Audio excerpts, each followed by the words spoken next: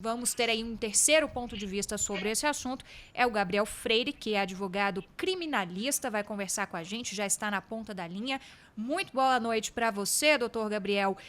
Um dos argumentos centrais é sobre a Lei de Segurança Nacional. O que temos até o momento de evidências sobre atuações de Sarah Winter, que foram fatores que levaram até a prisão dela, pode ser entendido sobre alguma infringência aí da Lei de Segurança Nacional? Boa noite, Isabel. Boa noite, Pedro.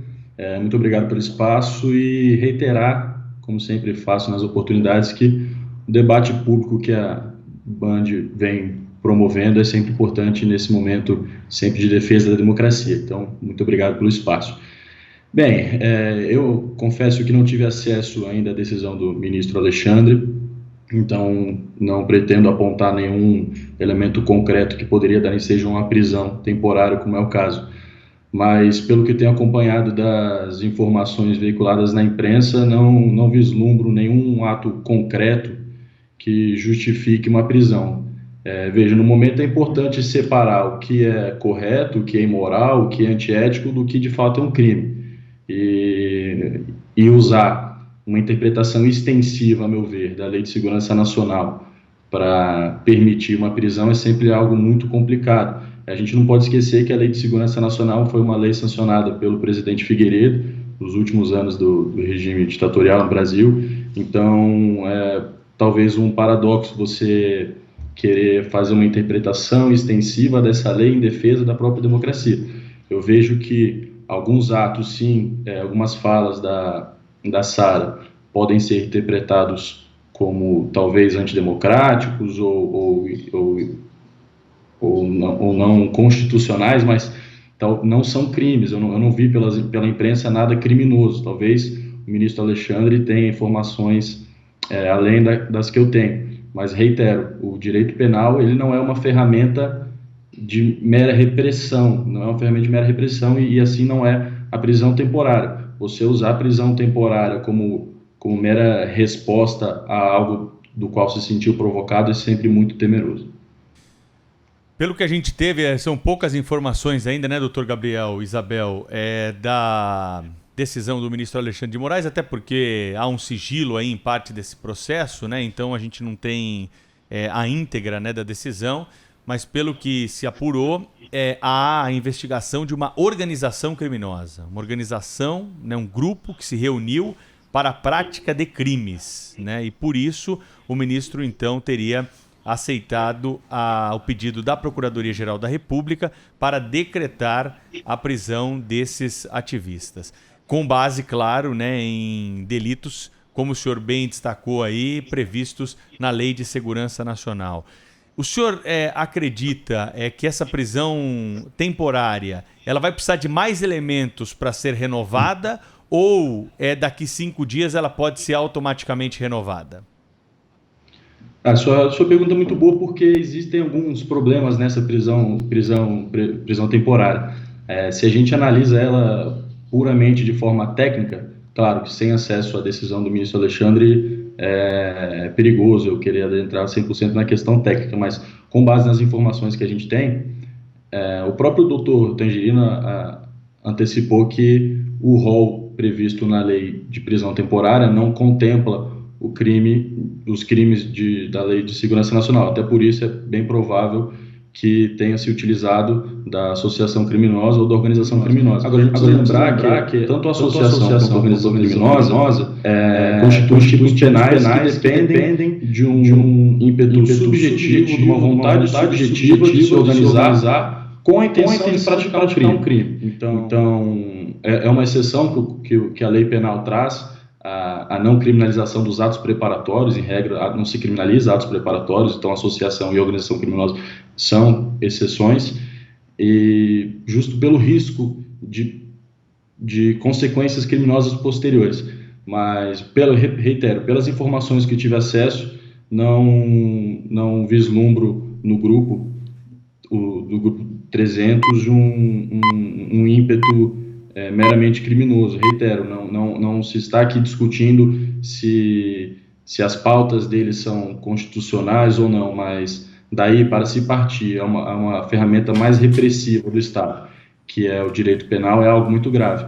Então, é difícil responder a sua pergunta porque a gente não sabe com base em que foi decretada a prisão temporária, a gente não sabe os elementos concretos que o Ministério Público e o Supremo Tribunal Federal possuem para tanto, mas, a meu ver, ela não deveria sequer ter sido decretada. Quais são os caminhos jurídicos daqui para frente? E aí sempre fazendo essa ressalva, né, doutor Gabriel, de que muito pouco se sabe sobre esse inquérito, é um inquérito que corre em sigilo no Supremo Tribunal Federal. Mas há ali uma suspeita de que esse grupo organize esses atos antidemocráticos e há suspeitas também da arrecadação de recursos para basear esse tipo de ato contra as instituições. Em que pontos são possíveis identificar crimes e que crimes poderiam ser levantados a partir desses elementos que eu trouxe agora nessa pergunta, hein, doutor?